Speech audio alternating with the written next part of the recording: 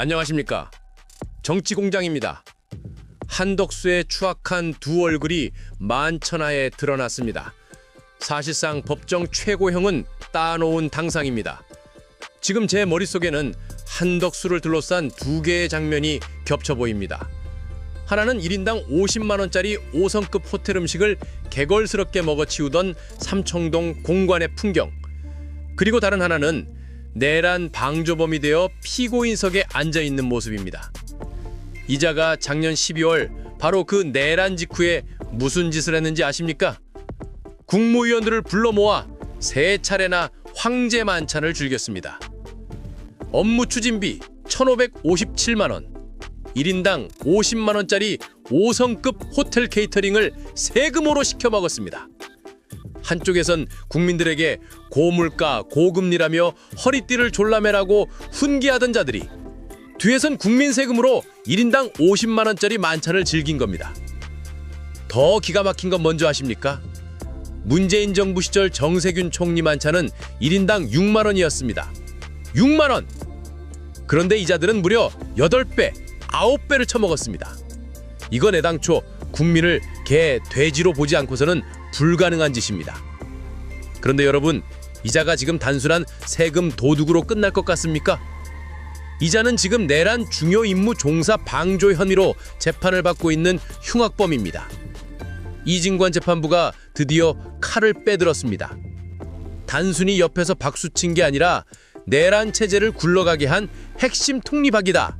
이렇게 못을 박은 겁니다. 이진관 판사, 더 이상 봐주지 않을 것 같습니다. 내년 1월 21일, 이나 28일 선고하겠다 명확히 선언했습니다. 질질 끌 생각 말라는 겁니다. 더 통쾌한 장면이 나왔습니다. 한덕수 재판의 증인으로 나오라고 했더니 윤석열과 김용현이 불출석 사유서를 내고 법정을 무시했습니다. 그러자 이진관 판사가 뭐라고 했습니까? 증언 거부와 출석 거부는 전혀 다른 문제다 일갈하며 윤석열, 김용현 두 사람 모두에게 과태료 500만 원과 구인영장을 발부했습니다. 끝났습니다. 전직 대통령이고 뭐고 내란범은 그냥 끌고 오겠다는 사법부의 결단입니다. 이 내란범들의 뻔뻔함 정말 역겹지 않습니까?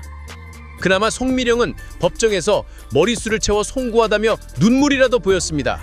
자신의 죄를 안다는 겁니다. 그런데 다른 자들은 어떻습니까? 박상호 같은 자는 판사에게 호통을 치고 자신을 피해자라고 코스프레까지 했습니다. 이게 국가 최고 공직자였던 자들의 민낯입니다. 한덕수의 50만 원짜리 호화 만찬이 바로 이들의 축소판입니다. 국민 앞에서는 위기, 고통 분담을 떠들고 뒤에서는 5성급 코스 요리를 즐기고 내란 상황에서는 입국 닫고 대통령에게 아부하고 책임은 지지 않고 혜택만 누려온 자들의 말로입니다. 시청자 여러분, 이제 심판의 시간이 다가오고 있습니다. 재판부는 이자를 대통령의 일탈로 축소하지 않겠다고 선언했습니다. 내란은 혼자 할 수 없는 범죄입니다. 그 핵심 고리 역할을 한 한덕수와 그 공범들에게 법정 최고형 이외에 무슨 관용이 필요합니까? 국민은 지금 눈을 부릅뜨고 지켜보고 있습니다. 1월 21일 한덕수가 법의 이름으로 단죄되는 그날, 다시는 이 땅에 헌법을 유린하는 세력이 발붙지 못하도록 역사의 기준을 바로 세워야 합니다. 스스로 책임지지 않은 권력은 반드시 법과 역사의 심판대에 서게 됩니다. 그 시계는 힘이 움직이고 있습니다. 진실의 힘을 믿습니다. 정치공장이었습니다.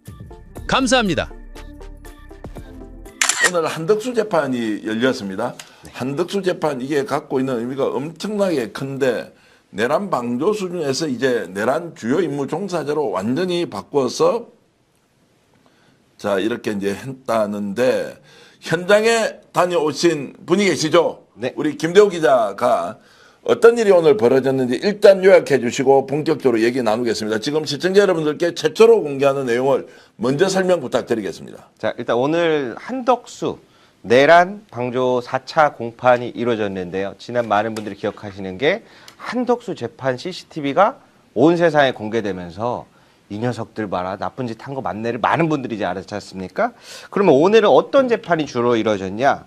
대통령의 수행실장, 김정환 수행실장과 강희구 부속실장이 증인으로 출석했는데요. 먼저 재판에 공소장 변경이 있었습니다.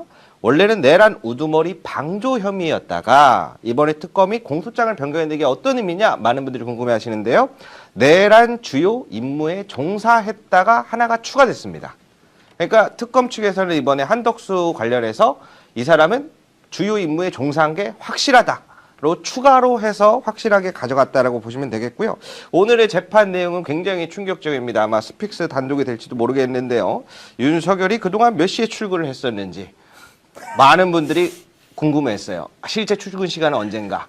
그러한 부분부터 이번 재판은 한덕수 재판은 과연 유죄가 날지 그리고 지금 아직까지 내란 주요범들이 아무도 1심형이 선고가 안 났는데 가장 먼저 선고가 날 것 같다라고 이렇게 먼저 전해드리겠습니다. 아니 빨리 답을 여쭤야지 바람만. 야, 진짜 흥미진진한데. 흥미진진하게 네. 설명해 주세요. 윤석열 몇 시부터 출근? 몇 시에 출근했습니까? 자, 12월 3일 계엄 당일 날 네. 우리가 이제 너무 좀 시간이 돼서 한번 돌이켜 보자면 그날 뭐가 있었냐면 키르기스스탄의 대통령과 양국 정상회담이 있었어요.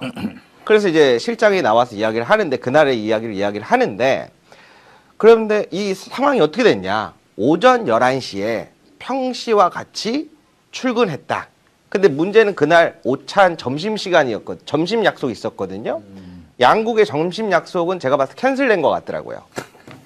그래서 재판장이 그 11시가 이례적이지 않은 겁니까? 라고 물어보자. 이례적이지 않다.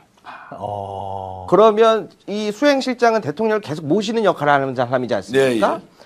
삼청동 안가회동 때도 계속 차에서 탑승하면서 대통령을 모시는 사람이 오전 11시 평소 때와 똑같았다라고 이야기를 해버린 걸 오늘 재판정에서 나왔다라는 말씀드리겠습니다. 평소와 같이 11시에 야. 나와서 일을 했다. 11시에 딱 얘기하니까 스픽스 동접자가 3,000원 돌파했습니다. 우와. 박수. 잠깐만. 이 동접자 얘기한 게 아니고.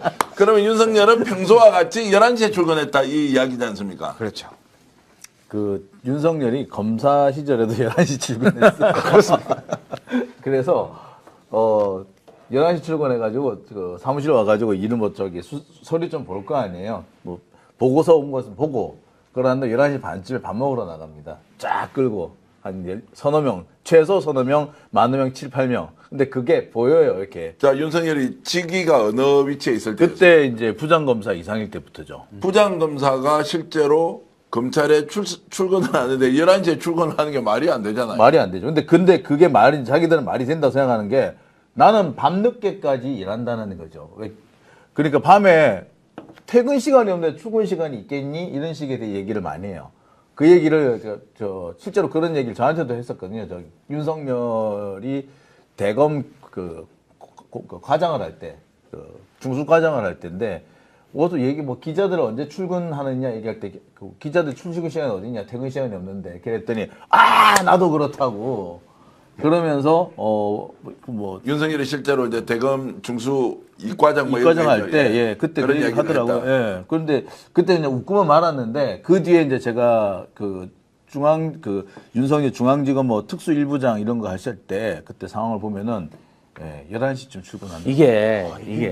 이게 문제가 뭐냐면, 봐봐. 제가 이제 들은 얘기는 11시에 출근을 하면 솔직히 무슨 일을 합니까? 뭐 커피 한 잔 마시고 노닥거리다가 밥 먹으러 가는 거잖아요. 그러면 점심에 꼭 반주를 한다는 거예요. 맞아요. 대통령실에 있을 때도 막걸리를 마시고 밖에 나가서도 반주를 곁들이는데, 그럼 봅시다. 대부분 이제 밥 먹으면 2시까지 먹는 거예요. 2시까지. 그럼 반주 먹으면 3시, 4시까지 일이 됩니까? 알딸딸한데? 그리고 바로 퇴근이에요. 이게 왜 문제가 되냐면, 국정을 운영하는 대통령 같은 높은 지위에 있으신 분은 9시나 8시 반에 출근해야 돼. 왜 그러냐면 그 전에 각 부서, 그 다음에 비서관들이 상황에 대해서 회의를 합니다. 그리고 의사결정을 해줘요. 지가 일을 하는 게 아니라 무슨 일에 대해서 보고를 하면 보고를 받고 결재를 하고 이거는 이거, 저거는 저거 결정을 해줘야 되잖아요. 근데 거의 2, 3시까지는 일을 안 하는 거예요. 그러니까 대한민국이 오전 내내 오후까지 마비 상태였다. 이렇게 보는 게 맞습니다. 근데 이거는 꼭 대통령은 그래야 된다는 게 아니라 부장검사만 하더라도 그렇죠. 사실은 결재를 오전에도 많이 합니다. 그리고 제가 이제 법무관으로 검찰에 있을 때도 오전에 결제 많이 받습니다. 그리고 그렇죠. 보통 검찰은 메신저가 있어서 그 출근 여부가 뜨거든요. 그래서 그거를 보면 부장검사라고 하면 위에 차장검사님도 있고 검사장님도 있는데 그거를 가만히 놔뒀다는 것도 너무 신기하고 그리고 저는 지금 너무 놀라서 입을 다물 수가 없는데 야근을 하죠. 검찰청은 다 야근합니다. 근데 야근을 하는 거랑 별개로 9시에 출근은 공무원의 당연한 그 의무이기 때문에 이게 그렇게 변했다는 거는 상상이 되지 않습니다. 그러니까 윤석열이 뭐 술 먹고 뭐 사이카 가짜 사이카 이렇게 보내고 했다는 건 이제 알려져 있고 실제 출근 시간도 뭐 11시를 예사처럼 이렇게 이제 했다는 거 어쨌든 알겠습니다. 그런데 충격은 좀 많이 받지 않습니다. 하고도 남을 사람이다라고 생각을 일단 하고 있기 때문에 그렇고.